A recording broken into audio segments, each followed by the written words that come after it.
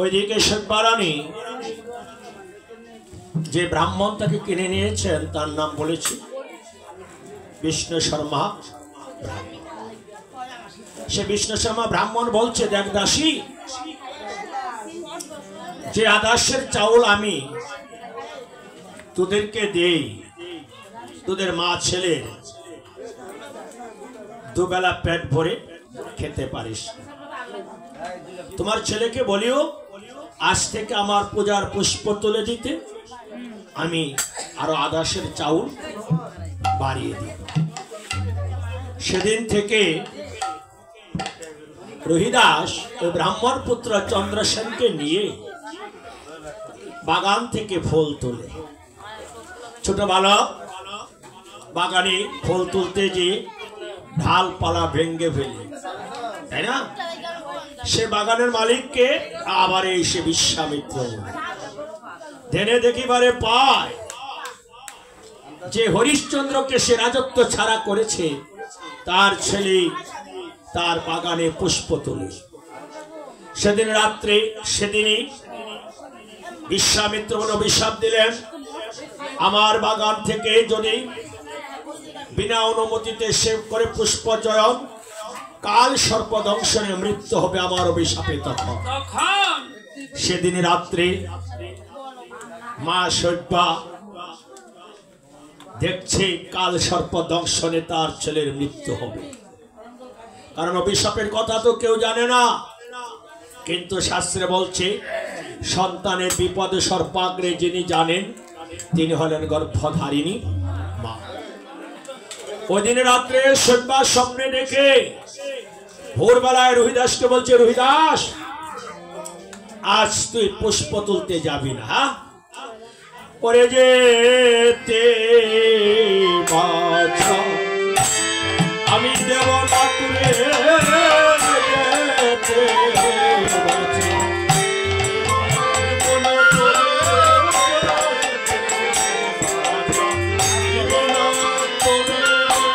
আমি যদি চাই শূন্য দেখতে পাই আমার মনে পড়ে শূন্য দেখতে পাই মনে পড়ে আমি যদি চাই শূন্য দেখতে পাই আমার মনে পড়ে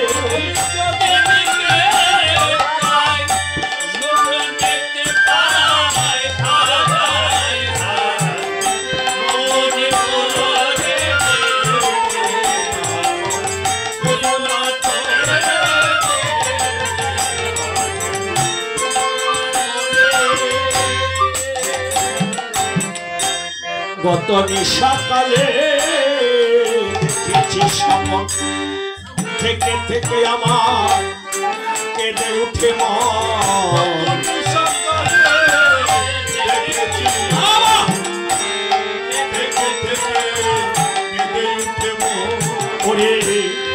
গত সকালে আমি দেখেছি স্বপ্ন থেকে থেকে আমার কেঁদে উঠে মন।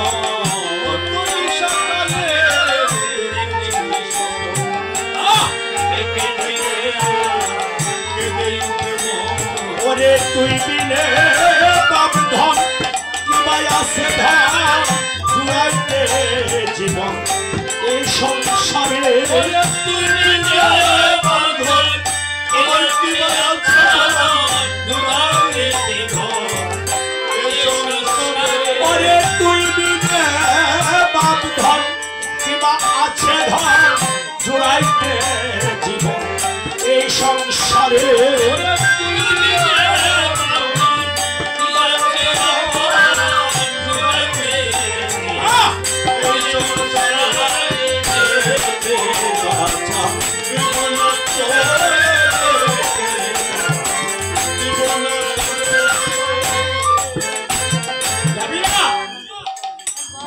আজ ফুল তুলতে যাবি না।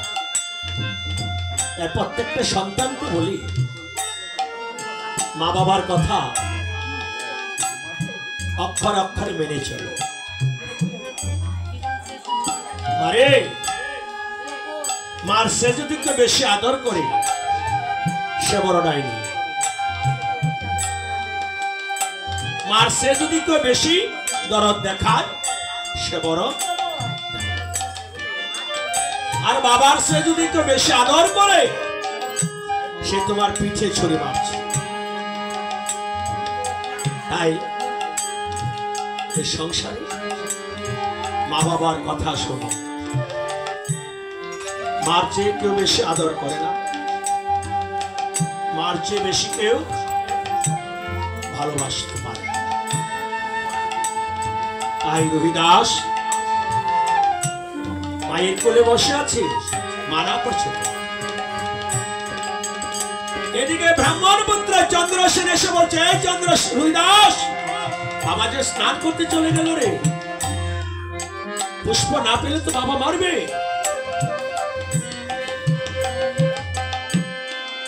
শিল্পা বলছে আজকে না গেলে হয় না। বলে মারে মা, আমার বাবার শরীরে যে রাগ, বাবা তোমার কি সন্তানকে মারবে? তাই বলছে চন্দ্রসেন তুই আমার ছেলেকে দেখে রাখিস। বলে ভয় পেও না মা, আমি সাথে যাব। শিল্পা বলছে রবিদাস কিন্তু আজকে দেখে শুনে ভুল করিস। আজ দুটি ভাই, আপন ভাইয়ের মতো দুটি সন্তান, ওই বিশ্বামিত্র মুনির বাগানে ফুল তুলতে তুলতে সাজিটা পায়ে পরিপূর্ণ হয়ে গেছে। ফিরে আসার সময়ে একটা সাদা পুষ্প রবিদাসের দৃষ্টি আকর্ষণ করেছে। বলছে এই চন্দ্রসেন দ্বারা ওই দেখ কি সুন্দর একটা ফুল। ব্রহ্ম বাক্য কখনো ব্যর্থ হয়, যে মাত্র ফুলে হাত দিয়েছে অমনি কাল সর্প রবিদাসের মস্তক আঘাত করেছে। কিসের জ্বালা সহ্য করতে না পেরে বলছে চন্দ্রসেন আমাকে একটু জল পান করাবি। কিম কর্তব্য বিমূঢ় হয়ে চন্দ্রসেন জল আনতে যাচ্ছে। আর এদিকে রবিদাস বলছে চন্দ্রসেন রে জল নাই নি, আমার মাকে গিয়ে বল। বলো বলো চন্দ্রসেন রে, বলো রে ভাই মায়ের কাছে জন্মের মতো রবিদাস জমালয় দাঁত রাখছে। বলো বলো চন্দ্রসেন বলো রে ভাই মায়ের কাছে জন্মের মতো রবিদাস জমালয় দাঁত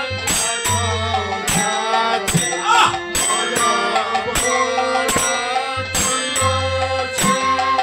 তুমি বলো রে ভাই প্রাণ সখা মাঝে মুড়ে দেইরে দেখা। ভাই প্রাণ সখা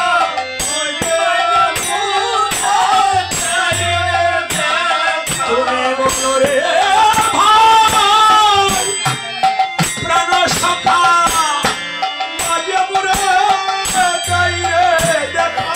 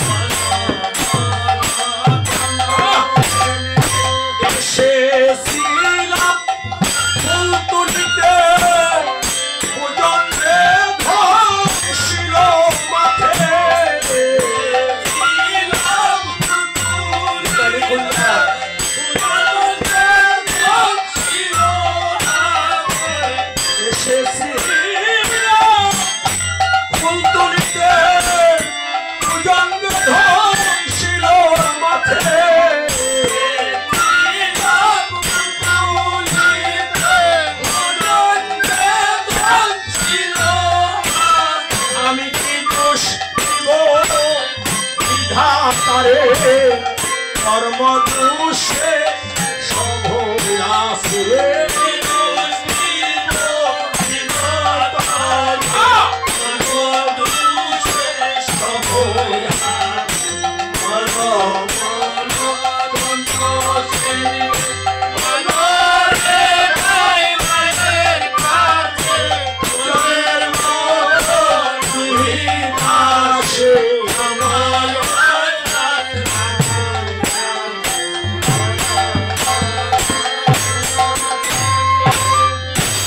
সেন মাকে গিয়ে বল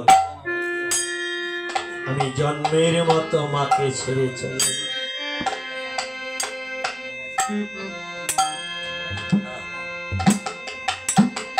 কি নিষ্ঠুর কথা। কোন ছেলে কোন মেয়ে যদি বিদেশে 2-1 বছরের জন্য যায়, বিদায় দিতে মা বাবার চোখের জলে মুখ ভাসে।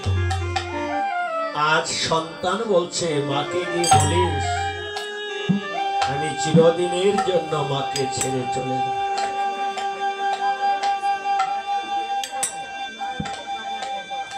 যেমন চলে গেছে কথা বলে না। আজ চন্দ্রসেন বাড়ির দিকে দৌড় দিয়েছে, ওদিকে গর্ভধারিণী মা সদ্য পথমধ্যে রাস্তায় এসে দাঁড়িয়ে আছে, না জানি ছেলেটার কোনো অমঙ্গল হয়েছে মায়ের মন। এমন সময় দেখছে চন্দ্রসেন দৌড়ে আসছে। তিনি চন্দ্রসেন তুই একা একা আসছিস কেন? আমার রুহিদাস কোথায়? বলে মা সর্বনাশ হয়েছে। কি হয়েছে? বলে তোমার ছেলে তার মাথার মধ্যে সর্পাঘাত করেছে।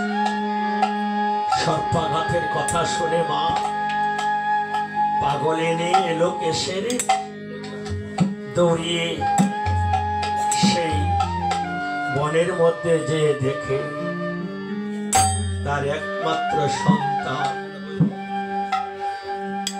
সর্পাঘাতে মৃত্যুবরণ করেছে।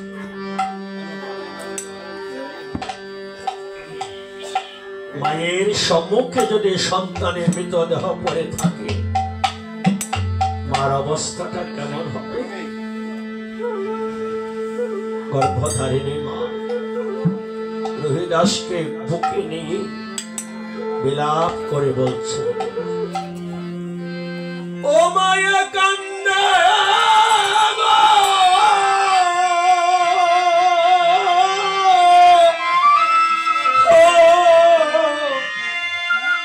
ও পুত্র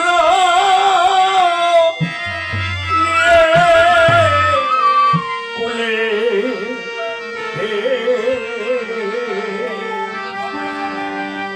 ও গো ও মায়ে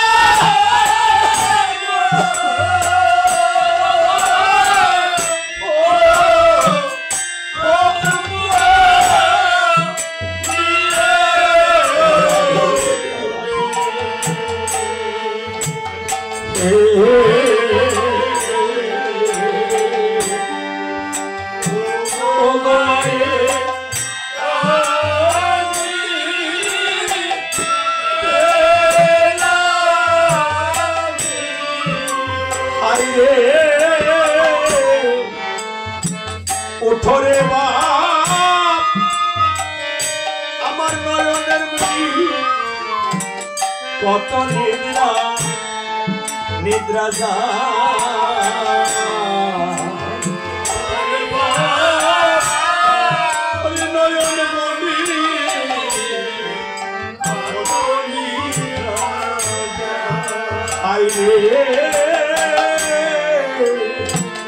উঠরে বাপ আমার নয়ন মুনি কত নিদ্রা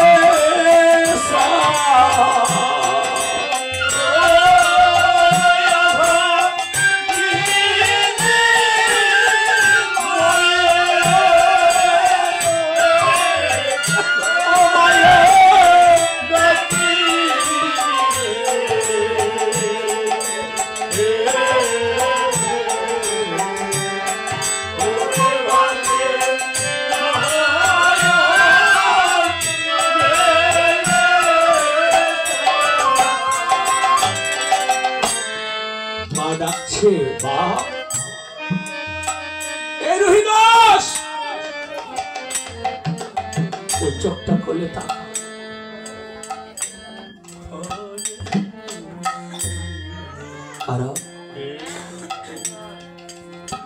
আমার তো তুই ছাড়া আর কেউ নাই। ছিলাম আমি রাজরানী, আজ আমি দাসী।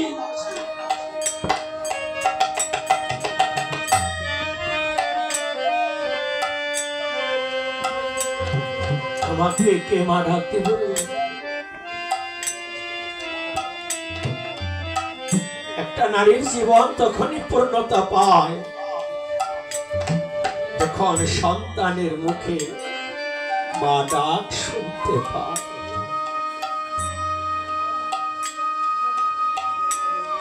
10 মাস 10 দিন গর্ভে রেখে বুকের দুগ্ধ দিয়ে কত কষ্ট করে মা সন্তান পালন করে সে সন্তান আজ হরিদাস সর্পাঘাতে মৃত্যু। শাস্ত্রে কি বলেছে জানো না?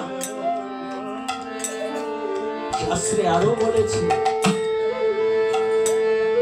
বিদেশে বিপাকে যার পুত্র মারা যায়, পশু পাখি না জানিতে আগে জানো।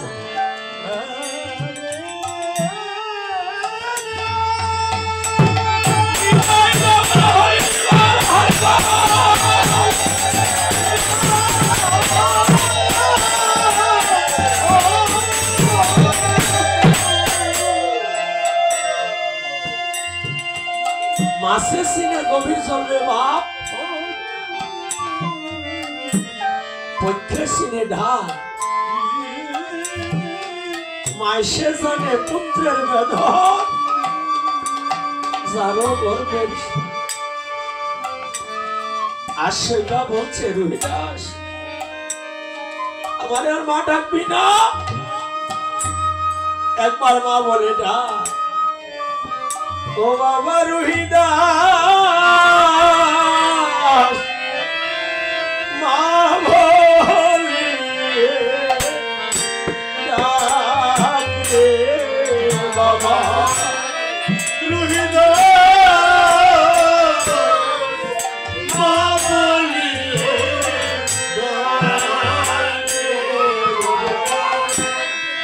রুহিদা মা বলি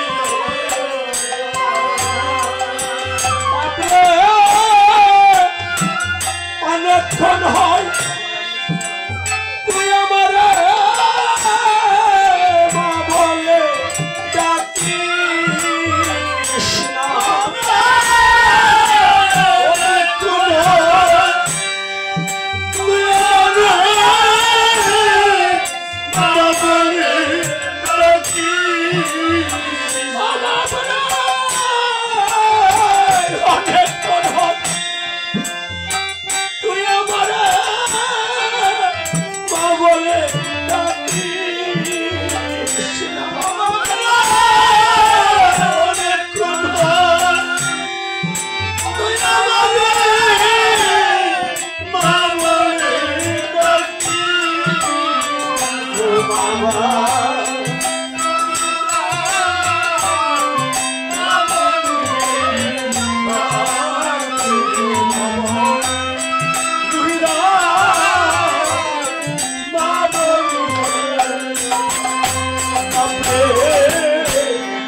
আমি দুঃখিনী রে দুঃখ হলে একা কোথায় গেলি চলে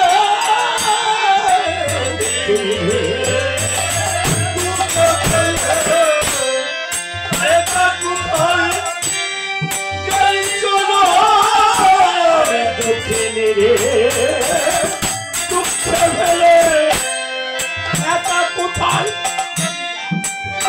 চলে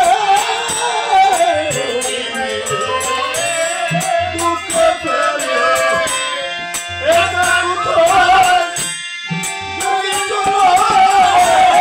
তোর মাকে তোর সঙ্গে নেড়ে দুঃখিনী বলে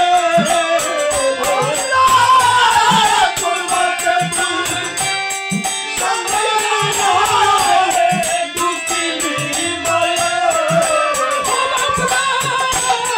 তোর মাকে তুই সঙ্গে দুঃখিনী মায়ে তোর মাকে তুই সঙ্গে দুঃখিনী মায়ে বাবা রুহিদাস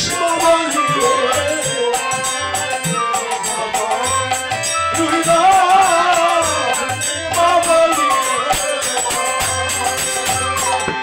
মরা পুত্র রহিদাসের নাম ধরিয়া ডাকে উচ্চ স্বরে শুনবা মা মা পুত্র পুত্র বলে সারাটা দিন চলে গেল কেউ তাকে সান্ত্বনা দেওয়ার জন্য আসে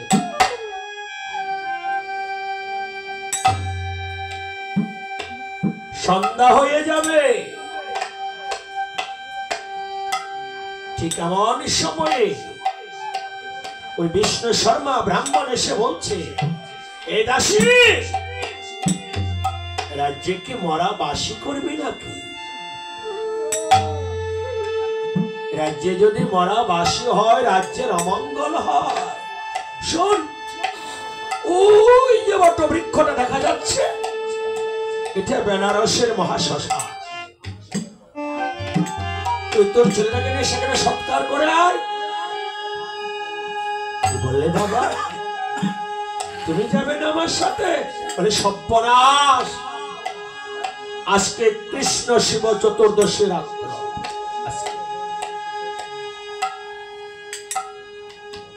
একটু পরে ঘোর অন্ধকার নেমে আসবে হাতটা মেললে হাত দেখা যাবে না হুচুট খেয়ে আমি পড়ে গেলে হাত পা ভেঙে যাবে আমি যেতে এই সংসারে সবচেয়ে ভারী বস্তু কি মা পিতা মাতার স্কন্ধে সন্তানের লাশ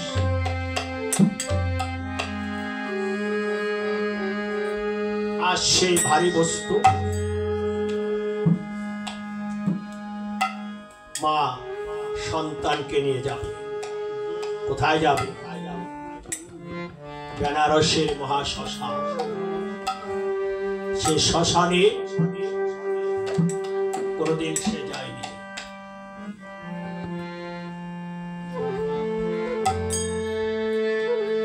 সে শ্মশানে যাবে।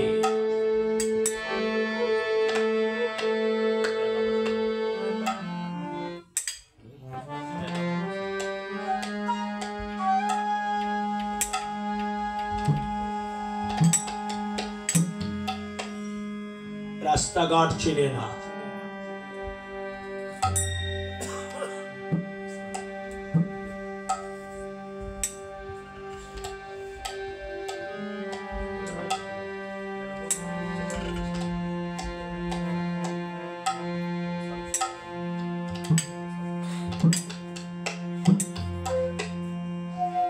মা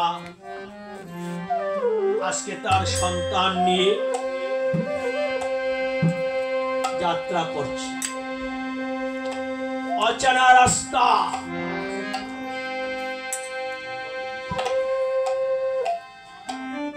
যে মা তার সন্তানকে দিনের বেলায় শ্মশানে নিতে ভয় পায়, আজকে সেই মা রাত্রিতে যাত্রা করছে। পথঘাট চেনা নাই।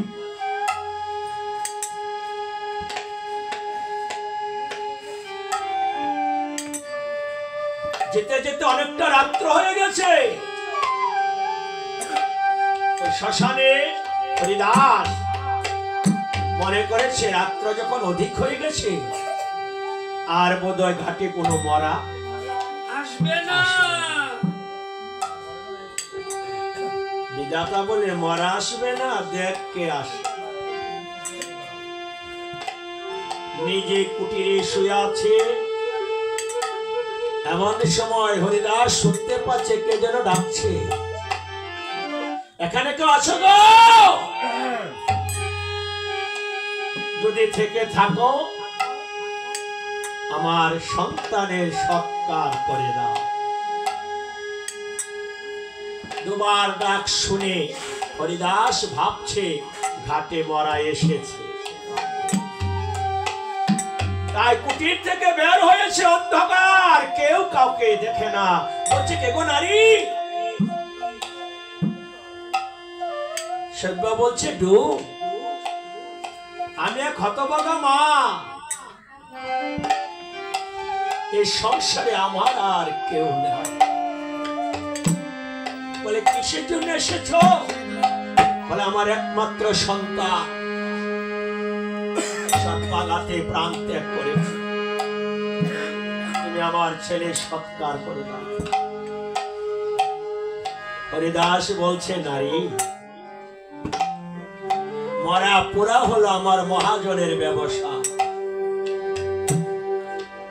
মহাজনের আয় মরা পড়লে 50 কাহন করে দিতে হয়।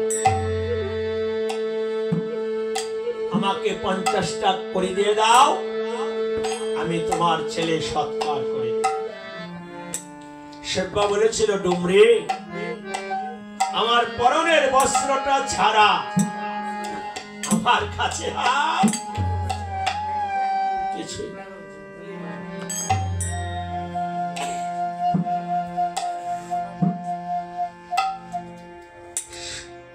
হরিদাস বলছে চলে যাও, চলে যাও। আমি মহাজনের আইন অমান্য করতে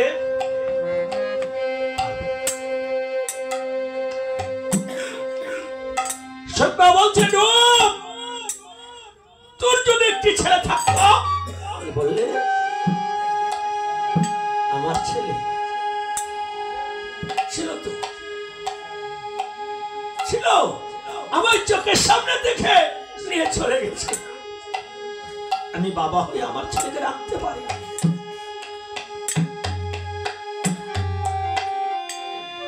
আমাকে তুমি আমার ছেলের কথা স্মরণ করিও, কারণ আমার ছেলে আমাকে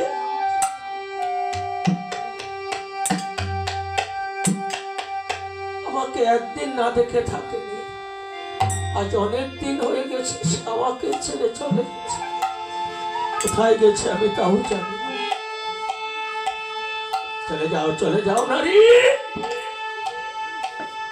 আমি তোমার আর্তনাদ আমার কানে যাবে না। শিবা রুহিদাসকে মাটিতে শোয়ায়ে কেঁদে কেঁদে বলছে, নিঠুর বিধি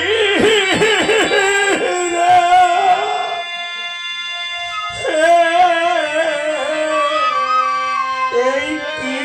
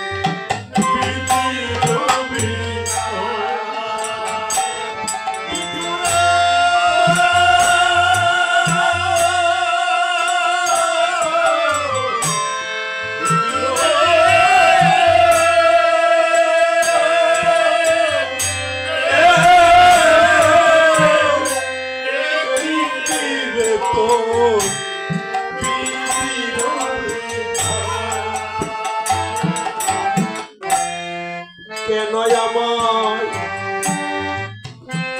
নারী করে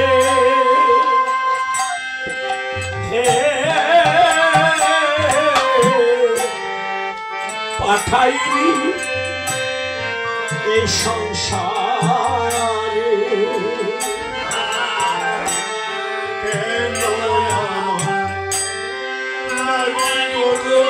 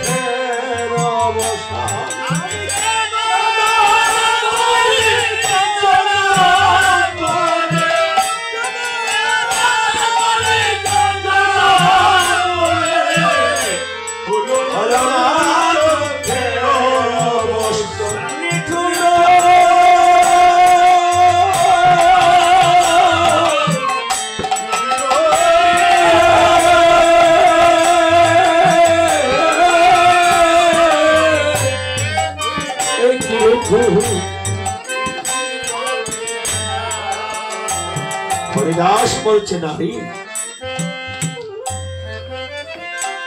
চলে যাও। ওই যে শুনেছ শিয়ালে ঘাউ করছে, বলে হ্যাঁ মারা পড়তে আনি, বসার অভাবে পড়তে পারে না, ওইখানে ফেলে রেখে যায়।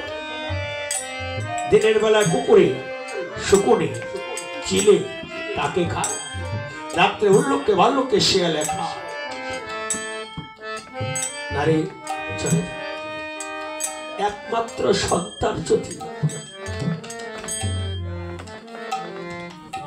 এরকম বিমর্ষ অবস্থায় পরে থাকার চেষ্টা করে, কোন বাবা মা তার বুকে ধৈর্য ধারণ করতে পারে না। তাই সন্তান চিৎকার করে বলে রাখছে, কোথায় কোথায় মহারাজ হরিশ্চন্দ্র, একবার এসে দেখা যাও।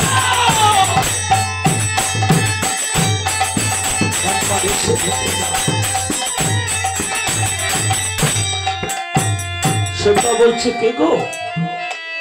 হরিশ্চন্দ্র বলছে, কে তুমি? কাকে ডাকছো? বলে আমার স্বামী। তোমার স্বামীকে? বলে অযোধ্যা রাজা সৈব্যা। সৈব্যা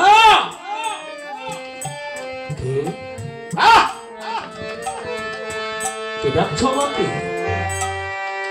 চিনতে পারলে না সৈব্যা? সোমদত্তের কন্যা তুমি সৈব্যা, তোমার নাম। বিবাহ করে আমি এনেছিলাম অযোধ্যায় ধাম। রাজস্ব যজ্ঞ আমি আরম্ভ করেছিলাম। রাজ্যধন যত ছিল আমি ব্রাহ্মণকে শুনলাম। রাজ্যধন পাইয়া মনি নাহি করে ক্ষমা। রাজ্য তুল্য করে মনি চাহে না দক্ষিণা। দক্ষিণান্ত দিতে আমার ঘটিল সংশয়। স্ত্রী পুত্র সহ আমি গেলাম বনালয়। বনে গিয়ে স্ত্রী বেচিলাম, পুত্র বেচিলাম, বিকাইলাম আপনা। আপনা বিকাই দিলাম ওই ব্রাহ্মণের দক্ষিণা। মহারাজ না না, আমি আজ মহারাজ নয়, আজ আমি হরিদাস। বাহ বাহ বাহ, কি চমৎকার সাজ করেছ। যে মাথায় শোভা পেত রাজমুকুট, সে মাথায় শোভা পাচ্ছে ময়লা পাত। যে হাতে শোভা পেত রাজদণ্ড, সে হাতে শোভা পাচ্ছে একটা হাতের কাঠের লাঠি। শ্মশান বন্ধ হয়েছে না? বলে হ্যাঁ। তুমি কাকে নিয়ে আসছে? বলে যার কথা তুমি কোনদিন একদিনও না ভেবে থাকো না, যাকে তুমি না দেখে থাকতে পারতে না। রবিদাস, আমার ছেলে মরে গেছে। বিধাতা, বিধাতা, ভেবেছিলাম তোমার শঙ্কর চক্র গদা পদ্ম চতুর্ভুজ রূপ দেখবো, তার বিনিময়ে তুমি কিনা আমাকে দেখালে আমার বড় পুত্র। এই হলো তুমি দয়াময়। তুমি না দয়াময়, কে তোমাকে দাদা বলে ডাকবে?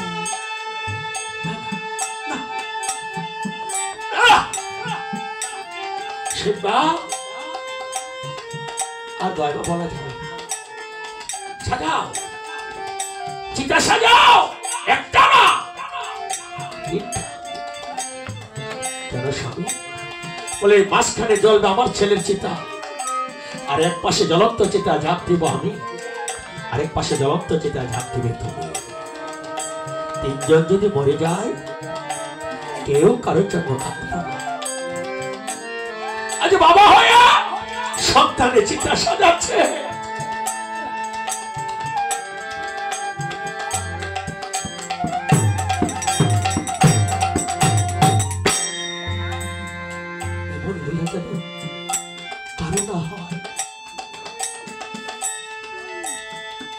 আজকে কথা চিন্তা করো, কোথায় সন্তান বাবার মুখাগ্নি করবে, আর বাবা বসে আছে কি বলে সান্ত্বনা দিব? আমার তো কোনো ভাষা জানা নাই।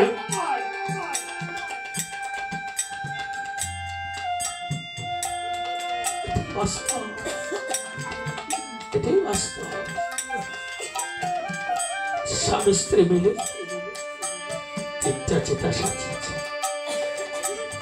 ওই বিষ্ণু প্রতিমার সামনে যে স্বামী স্ত্রী দুজনে প্রণাম করে বলেছিল, প্রভু ভেবেছিলাম তোমার শঙ্খ চক্র গদা পদ্ম চতুর্ভুজ চোখ দেখবো,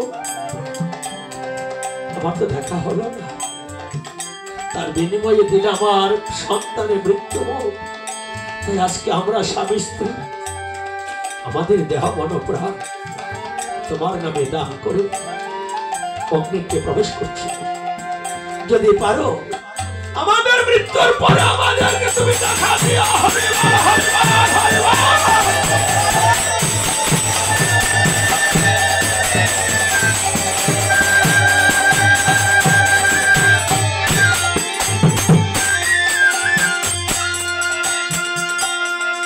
স্বামী স্ত্রী আজ পুত্রকে চিতায় তুলে মুখাগ্নি করতে যাবে। আমার সময় লোককে বলছে, প্রভু আমার ভক্তকে যদি আজ মুখাগ্নি করি ফেলে আমি কিন্তু তোমাকে ছাড়ব না। এ সংসারে তোমার দয়াম নামের কলঙ্ক হয়ে থাকবে। লোককে ভয় পেও, আমার ভক্তের কোনো বিনাশ বিনাশ। ওই যে শুনতে পাচ্ছ, তারা স্বামী স্ত্রী দেহ মন প্রাণ আমাকে দান করেছে বলে, হ্যাঁ তাহলে আমি আর আমার ভক্তকে কষ্ট দেব না। তিনি চলে আসলেন সাপুরিয়ার বেশি, এসে বলছে, মা মা দাঁড়াও, তোমার ছেলের মুখাগ্নি। তুমি সব্বা বলছে, এত রাত্রে তুমি এখানে কে গো? বলে, আমি দেশ বিদেশ ঘুরে বেড়াই, আমি যাযাবর মানুষ। ওই আমি বেদিয়ার ছেলে,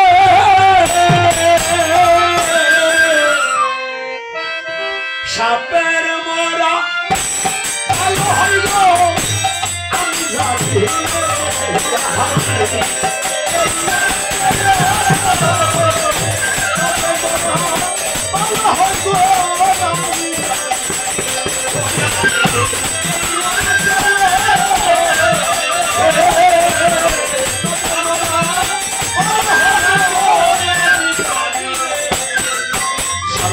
দংশন করে পূজা হইয়া যায়।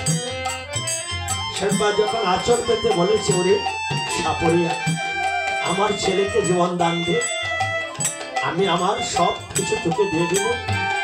ভগবান যখন পদ্মহস্ত রোহিদাসের মাথায় স্পর্শ করল, রোহিদাস যেমন ঘুম থেকে জেগে উঠল।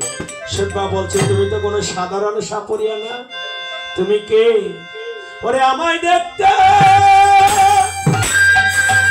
আমি হে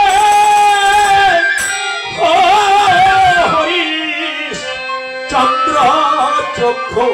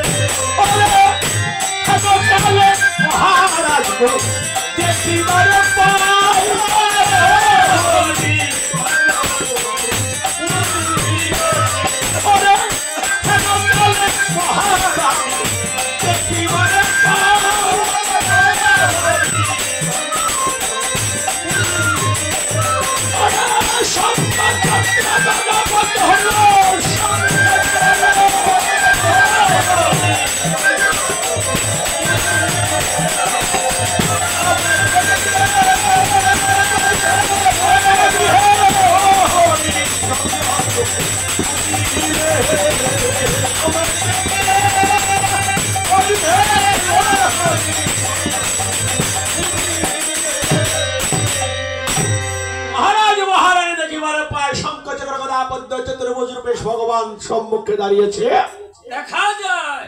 সেটা বলছে, স্বামী আমার মনে হয় এই মাত্র তোমার রাজস্ব যজ্ঞ পূর্ণ হলো। ভগবান নারায়ণ বলছে, বিশ্বামিত্র মুনি, বিষ্ণু শর্মা ব্রাহ্মণ কালরূপ উপস্থিত। স্মরণ করার মাত্র তিনজন এসে উপস্থিত। নারায়ণ বলছে, আমি যখন আমার রূপ দর্শন দিয়ে ফেলেছি, তোমাদের আর ছদ্মবেশ ধরার কোনো প্রয়োজন নেই। নিজ নিজ রূপে অবতীর্ণ হও। বিশ্বামিত্র মুনি হয়েছে চতুর্মুখ ব্রহ্মা, কালরূপ হয়েছে দেবাদিদেব মহাদেব, বিষ্ণু শর্মা ব্রাহ্মণ হয়েছে চতুর্ভুজ বিষ্ণু। একই তোমরা নারায়ণ ওই মায়ের হাতের বালা যে জোড়া দান করেছিল, সে বালা জোড়া নিজ হাতে পরে বলছে, মা দেখো তো চিনুনি? বলে, হ্যাঁ প্রভু, তো আমারই। বলে, যেদিন আমি তোমার কাছে গিয়েছিলাম, তোমার কোষাগারের ধন আমি হরণ করে নিয়েছিলাম, ধনের অভাবে নিয়ে দেহ মন প্রাণ দান করতে, তুমি সেদিন আমাকে ধনই দান করছিলে। আজকের মতো যদি দেহ মন প্রাণ দান করতে, তোমার আর কষ্ট করতে হবে না। বিশ্বামিত্র মুনির ব্রহ্মা বলছে, হরিশ্চন্দ্র, এই নাও তোমার রাজত্ব, বিশ্বামিত্র মুনিকে ওই ব্রহ্মাকে হরিশ্চন্দ্র বলছে দান করা জিনিস আমি ফেরত নেই না। তাহলে কি আমি রাজত্ব করবো নাকি? রাজত্ব করে কি আমার ধর্ম? বিষ্ণুনারায়ণ বলছে হয়েছে, সময় মিলে রবিদাসকে রাজ্যাভিষেক করো। রাজ্যাভিষেক করে বিশ্ব হরিশ্চন্দ্র বলছে হরিশ্চন্দ্র তুমি কি রাজত্ব দিয়ে যেদিন যজ্ঞের পূর্ণাহুতি করিবে সেদিন স্বর্গ থেকে রথ নামবে, যারা যারা যেতে চায় তারা তোমার সাথে সশরীরে স্বর্গে যাবে।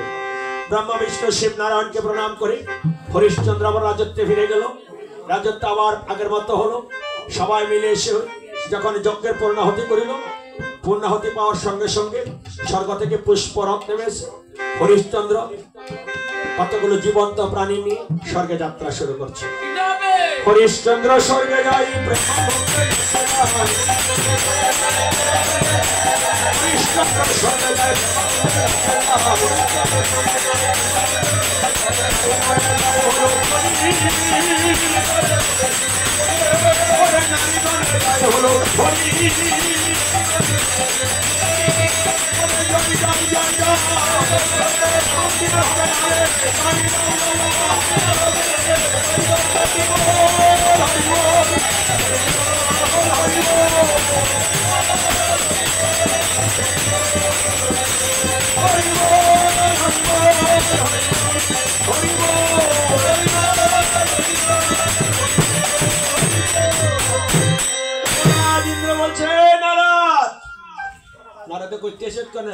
কম্বল সাবধান করে দিয়া সঙ্গে সঙ্গে আইয়া পড়ছে না।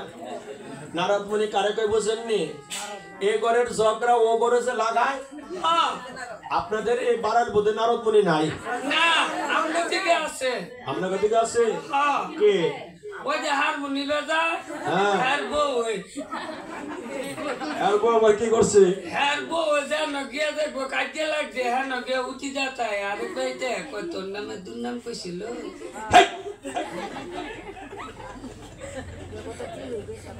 ঠিক আছে তেজা আপনাকে এবারে নারদ মুনি নাই, আমরা লোক বলে আসছে যাক সেটা গেল আমি তো করতে পারি না, বুঝছেন না? এ ঘরের ঝগড়া ও ঘরে না লাগালে তার পেটের ভাত হজম হয় না। এর নাম হইল নারদ মুনি। নারদ মুনিকে ইন্দ্র বলছে আরে জিজ্ঞাসা করে না হরিশ্চন্দ্র কোন পুণ্যের গুণে এত জীবন্ত প্রাণী নিয়ে স্বর্গে আসছে? নারদকে বলতেছে মহারাজ তুমি একা আসতে ভালো করতা, এখন তো দেখি কিছু প্রাণী নিয়েও আসছো, এই যে কোন পুণ্যের গুণে এত জীবন্ত প্রাণী নিয়ে স্বর্গে আসতেছ? সুবুদ্ধি হরিশ্চন্দ্রকে কুবুদ্ধি ধরিল, নিজ বাক্যে নিজ মুখে দানের কথা কহিতে লাগিল। আমি হরিশ্চন্দ্র রাজস্ব যজ্ঞ করে রাজত্ব দান করেছিলাম, সে পুণ্যের গুণে আজ আমি সশরীরে স্বর্গে আসলাম প্রাণী নিয়ে। নিজ মুখে নিজে দানের কথা বলাতে কিঞ্চিত দানের ফল ক্ষয় হয়ে গেল, রথ ছিল স্বর্গের মুখে নেমে গেল মাঝখানে। নারায়ণ বলছে হরিশ্চন্দ্র ভেবেছিলাম তোমাকে স্বর্গে নিব, না গেলা স্বর্গে, না গেলা মর্তে, তোমার নামে এই রাজত্ব এই লোকটা হরিশ্চন্দ্র লোক নামে পরিচিত হবে। তবে শোনো, কেউ যদি 10 টাকা আয় করে বলে 8 টাকা, মিথ্যা কথা কয় টাকা বলেছে? 2 টাকা। এই মিথ্যার ধন তোমার কোষাগারে জমা হয়ে যাবে। কেউ যদি নতুন কাপড় কিনে না পরিধান করে সুটকেসে ভিটকেসে রেখে দেয়, সে কাপড় তোমার কোষাগারে জমা হয়ে যাবে। জমি থেকে ফসল এনে মাটিতে ফেললে কিছু ফসল মাটিতে পড়ে যায়, যার কোনো হদিশ পাওয়া যায় না, ওই ফসল তোমার কোষাগারে জমা হয়ে যাবে। এভাবে খাদ্য বস্ত্র বাসস্থানের ব্যবস্থা করে ভগবান অন্তর্ধান হয়ে গেল। ওইদিকে নেংটিকা চিপাতলা দান করে চলে গেল শ্রীরাম গোলক বৃন্দাবনে। আর শস্যকরা পৃথিবী দান করো, না গেল স্বর্গে, না গেল মর্তে। তাই মামনিরা এই পালাটা আজকে আমরা উৎসর্গ করবো প্রয়াত শুক্লাল সাহার বিধি আত্মার কল্যাণ কামনায়। আপনারা প্রথমে দেখেছেন ওনার আসতে, ওনার মেয়েদেরকে দিয়ে আমরা, সে পরিবারের সবাইকে দিয়ে আমরা প্রার্থনা করিয়েছি, কারণ ওনাদের আবেগ, ওনাদের অনুভূতি সেটা অন্যরকম। আর এবার 1 মিনিট সবাই মিলে নিরাপত্তা পালন করবো। কেন? আপনাদের মধ্যে অনেক সাধুগুরু বৈষ্ণব আছে যার কথা আমার ভগবান না শুনে পারেন।